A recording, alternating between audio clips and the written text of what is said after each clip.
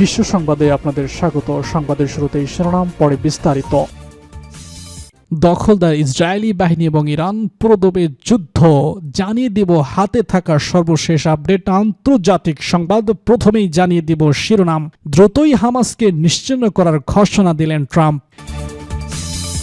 এদিকে ইরানকে হুঁশিয়ারি দিয়েছেন ইসরায়েলি সেনাপ্রধান। আর থাকছে, এবার কিউবার নিয়ন্ত্রণ নিতে চান ট্রাম্প। এদিকে ফিনল্যান্ড নিয়ে ট্রাম্পকে নতুন জবাব ডেনমার্কের প্রধানমন্ত্রীর।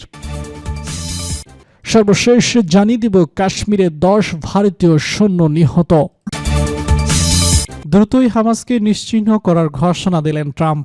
সুইজারল্যান্ডের দোভাসো বিশ্ব অর্থনৈতিক ফোরামে ভাষণ দেওয়ার সময় মার্কিন প্রেসিডেন্ট ডোনাল্ড ট্রাম্প হামাসকে কড়া হুঁশিয়ারি দিয়েছেন। তিনি বলেছেন, আগামী কয়েক সপ্তাহের মধ্যে দলটি যদি পুরোপুরি নিরস্ত্র না হয় তবে তাদের দ্রুতই নিশ্চিহ্ন করে দেওয়া হবে।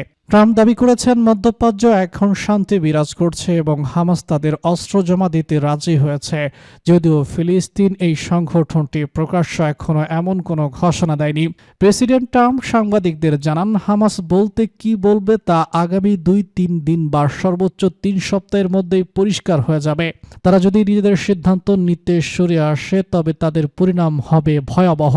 মিশরীয় প্রেসিডেন্ট আবদেল ফাত্তাহ আল সিসির সঙ্গে বৈঠকের পরকালে ট্রাম্প আরও বলেছেন, অত্যন্ত 59টি দেশ গাজার প্রস্তাবিত আন্তর্জাতিক স্থিতিশীলতা বাহিনীতে যোগ দিতে আগ্রহী। তারা প্রয়োজনে হামাসকে নির্মূল করতেও দ্বিধা করবে না। তিনি স্পষ্ট করে দেন, হামাসের সামনে এখন নিরস্ত্র হওয়া ছাড়া আর কোনো বিকল্প ব্যবস্থা নেই, অন্যথায় তাদের অস্তিত্ব বিলীন হয়ে যাবে। এদিকে মার্কিন প্রশাসনের পক্ষ থেকে জানানো হয়েছে যে গাজায় নিরাপত্তা ও ত্রাণ বিতরণের জন্য প্রয়োজনীয় আন্তর্জাতিক শান্তিরক্ষী বাহিনীর জন্য পর্যাপ্ত দেশের সমর্থন পাওয়া গেছে এবং খুব শীঘ্রই এই বাহিনীর বিস্তৃত ঘোষণা করা হবে। অন্যদিকে গাজার শাসন ব্যবস্থা ও পুনর্গঠন প্রতিক্রিয়ায় কাতার ও তুরস্কের অন্তর্ভুক্তির বিষয়ে মার্কিন পরিকল্পনার সঙ্গে দ্বিমত পোষণ করেছেন ইসরায়েলি প্রধানমন্ত্রী বেনিয়ামিন নেতানিয়াহু।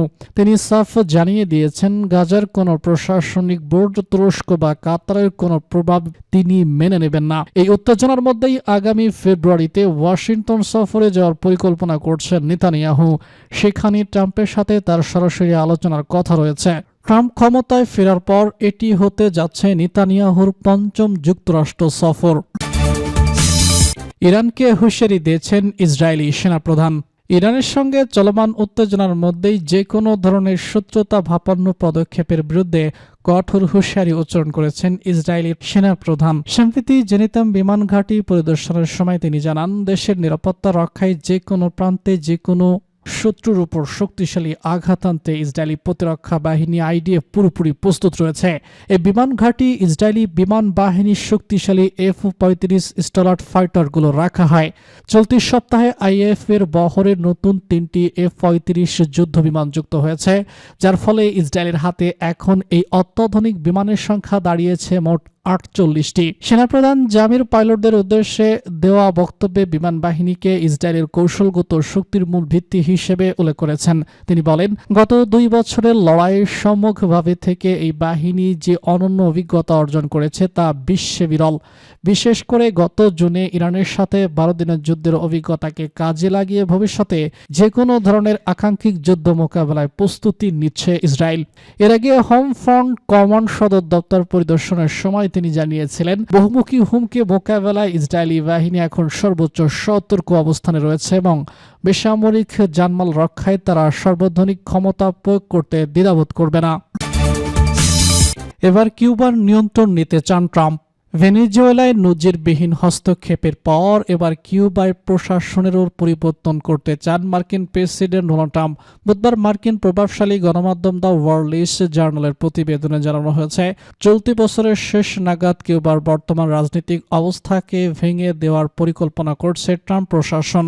ভেনেজুয়েলার প্রেসিডেন্ট নিকোলো মাদুরোকে ক্ষমতাচ্যুত করার সাম্প্রতিক সাফল্যে উজ্জীবিত হয়ে ওয়াশিংটন এখন কিউবার বিরুদ্ধে অর্থনৈতিক যুদ্ধ এবং অভ্যন্তরীণ স্থিতিশীলতা সৃষ্টির কৌশল গ্রহণ করেছে। প্রতিবেদনে বলা হয়েছে, কিউবা দীর্ঘদিন জ্বালানি সরবরাহকারী দেশ। ভেনেজুয়েলার উপর মার্কিন নিয়ন্ত্রণ প্রতিষ্ঠার ফলে হাভানায় অর্থনীতি এখন খাদের কিনারায় দাঁড়িয়ে আছে বলে মনে করছে মার্কিন গোয়েন্দা সংস্থাগুলো। কিউবা বর্তমানে তীব্র খাদ্য সংকট, ঔষধের অভাব এবং ঘন ঘন ব্ল্যাক আউট চলছে, ফলে দেশটির জনজীবন বিপর্যস্ত। মার্কিন কর্মকর্তারা বিশ্বাস করছেন ভেনেজুয়েলায় তেলের উপর নির্ভরশীলতা কিউবার অর্থনীতি শীঘ্রই পুরোপুরি ধসে পড়বে। তবে সরাসরি কোনো সামরিক অভিযানের সুনির্দিষ্ট পরিকল্পনা না থাকলেও হোয়াইট হাউস বর্তমানে কিউবার প্রশাসনের ভিতর থেকেই এমন ব্যক্তিদের খুঁজছে যারা মার্কিন স্বার্থে সহযোগিতা করতে পারে। ভেনেজুয়েলার অভিজ্ঞতায় অনুপ্রাণিত হয়েই এই ভিতরের লোক খোঁজার কৌশলে হাঁটছে ওয়াশিংটন। এই প্রতিক্রিয়ায় অংশ হিসেবে মার্কিন সামরিক বাহিনী ইতিমধ্যেই ভেনেজুয়েলার সংশ্লিষ্ট তেলবাহী ট্যাঙ্কারগুলো জব্দ করতে শুরু করেছে, যার মূল উদ্দেশ্য হল কিউবা জ্বালানির সংযোগ সম্পূর্ণ বিচ্ছিন্ন করে দেওয়া। এদিকে যুক্তরাষ্ট্রের এই আক্রমণাত্মক মনোভাব নিয়ে খোদ মার্কিন সরকারের ভিতরেই মতভেদ দেখা দিয়েছে। গ্রিনল্যান্ড নিয়ে ট্রাম্পকে নতুন জবাব ডেনমার্ক প্রধানমন্ত্রীর। গ্রিনল্যান্ডের মালিকানা পেতে অবিলম্বে আলোচনা শুরু করার তাগিদ দিয়েছেন মার্কিন প্রেসিডেন্ট ডোনাল্ড ট্রাম্প। বুধবার সুইজারল্যান্ডের দোভাসে বিশ্ব অর্থনৈতিক ফোরামের ভাষণে এই তাগিদ দেন ট্রাম্প। এদিকে একই পরই বিষয়ে জবাব দিয়েছেন ডেনমার্কের প্রধানমন্ত্রী। এক বিবৃতিতে তিনি বলেছেন, ডেনমার্ক ও গ্রিনল্যান্ড সম্পর্কিত বিষয়গুলো কেবল তারা নিজেরাই সিদ্ধান্ত নিতে পারে। তিনি বলেছেন, কিউবার নিরাপত্তা সমগ্র ন্যাটো জোটের বিষয়, অতএব এটি ন্যাটোর মহাসচিব এবং যুক্তরাষ্ট্রের প্রেসিডেন্টের মধ্যেও আলোচনা হওয়া ভালো এবং স্বাভাবিক। ডেনমার্ক দীর্ঘদিন ধরে ন্যাটোর জন্য অ্যাক্টিভের সাথে তার সম্পৃক্ততা বৃদ্ধির জন্য কাজ করে আসছে। ফিনল্যান্ডের সরকারও ন্যাটোর সঙ্গে মতবিনিময়ে আলোচনা করেছেন বলেও জানান তিনি। তার ভাষায়, ডেনমার্ক রাজ্যের অবস্থান সম্পর্কে ন্যাটো সম্পূর্ণরূপে অবগত।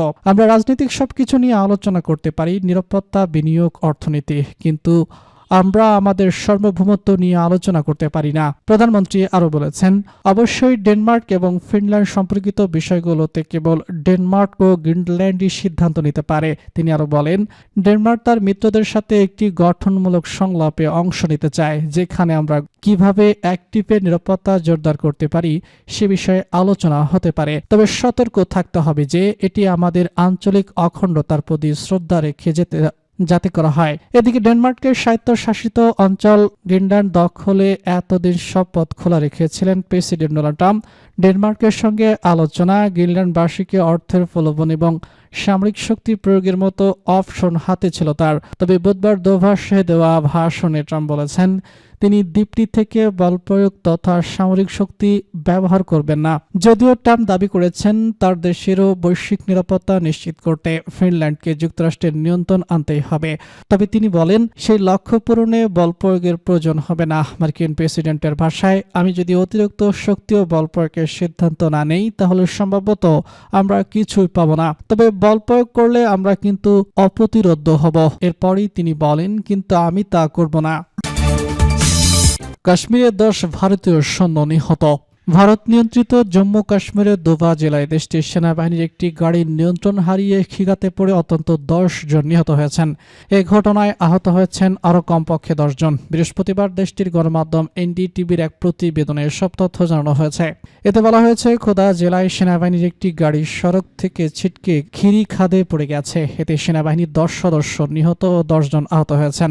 স্থানীয় কর্মকর্তারা বলেছেন, সেনাবাহিনীর সদস্যরা বুলেট প্রুফ ক্যাপ্তির গাড়িতে করে খোদা জেলায় একটি অভিযানে যাচ্ছিলেন। সেখানে যাত্রাপথে খাবেদুখাম্বা রাজ্য সড়কের খানকি এলাকার রাস্তা থেকে ছিটকে গাড়িটি গিরি খাদে পড়ে যায়। সামাজিক যোগাযোগ মাধ্যম এক্সে দেওয়া এক পোস্টে জম্মু কাশ্মীরের lieutenant general governor Manoj Sinha বলেছেন, দোবায় এক মর্মান্তিক সড়ক দুর্ঘটনায় ভারতীয় সেনাবাহিনীর সাহসী 10 জওয়ানের প্রাণহানির ঘটনায় আমি গভীরভাবে শোকাহত। আমাদের সাহসী সেনাদের অমান্য সেবা ও সর্বোচ্চ ত্যাগ আমরা সবসময় স্মরণে রাখব।